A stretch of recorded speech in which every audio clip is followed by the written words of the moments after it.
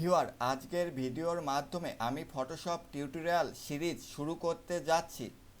এই Photoshop tutorial সিরিজে আমি অনেকগুলো ভিডিও দেওয়ার চেষ্টা করব। শুরুতে আমি বেসিক লেভেলের ভিডিও দিলেও ভবিষ্যতে অ্যাডভান্স লেভেলের ভিডিও দিব। আজকের ভিডিওতে আমি মূলত ফটোশপের বিভিন্ন বারগুলোর সাথে আপনাদের পরিচিত করব এবং বেসিক কিছু কাজ দেখাবো।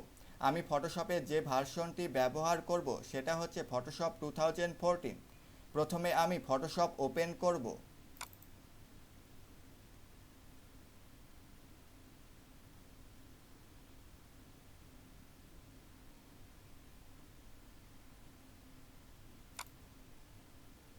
ভিউয়ার, দেখতে পাচ্ছেন ফটোশপ ওপেন হয়ে গেছে। সবার উপরে আমরা যে অনুভূমিক বার দেখতে পাচ্ছি সেটা হচ্ছে মেনুবার। মেনুবারের মধ্যে file, edit, image, layer, type, select, filter, 3D view, window, help, এই সাব বারগুলো আছে। এগুলোর কাজ আমরা পরবর্তীতে দেখব। একেবারে বাম পাশে আমরা যে উলম্ব বার দেখতে পাচ্ছি সেটা হচ্ছে টুল বার। এখান থেকে টুল নিয়েই আমরা ছবির উপর বিভিন্ন ধরনের এডিটিং কাজ করি। উপর হতে নিচের দিকে আমরা যে দ্বিতীয় অনুভূমিক বার দেখতে পাচ্ছি সেটা হচ্ছে অপশন বার। টুলবার থেকে আমরা যখন কোনো টুল সিলেক্ট করি তখন সেই টুলের বিভিন্ন অপশনগুলো অপশন বারে শো করে।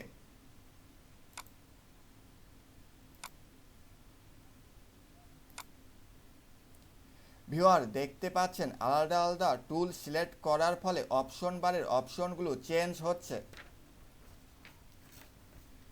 এখন আমি ফটোশপের একটি বেসিক কাজ দেখাবো, কিভাবে কোনো ছবি ফটোশপে ওপেন করতে হয় এবং এডিটিং কাজ শেষ হওয়ার পর কিভাবে ছবিটি সেভ করতে হয়।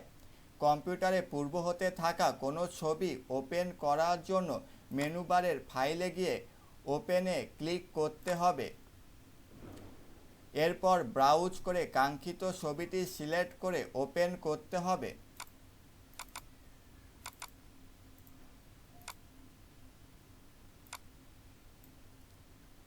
টুল ব্যবহার করে কাঙ্ক্ষিত এডিটিং করার পর ছবিটি সেভ করার জন্য কিবোর্ডে Ctrl+S প্রেস করতে হবে অথবা মেনু বারের ফাইলে গিয়ে সেভ বাটনে ক্লিক করতে হবে।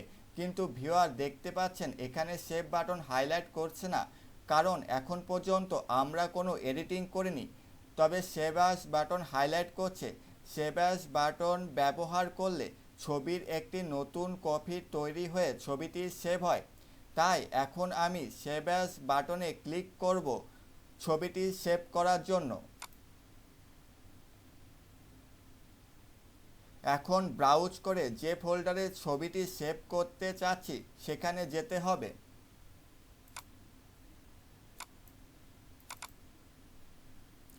ছবির নাম চেঞ্জ করতে চাইলে ফাইল নেম থেকে ছবির নাম চেঞ্জ করা যাবে। এখন যে ফরম্যাটে ছবিটি সেভ করতে চাচ্ছি সেই ফরম্যাট সিলেক্ট করতে হবে। আমি এখানে PSD ফরম্যাট সিলেক্ট করলাম। এরপর সেভ বাটনে ক্লিক করতে হবে। তাহলে ছবিটি আমার কাঙ্ক্ষিত ফোল্ডারে কাঙ্ক্ষিত নাম ও কাঙ্ক্ষিত ফরম্যাটে সেভ হয়ে যাবে। ভিডিওটি দেখার জন্য সকলকে ধন্যবাদ। ভিডিওটি ভালো লাগলে চ্যানেলটি সাবস্ক্রাইব করুন।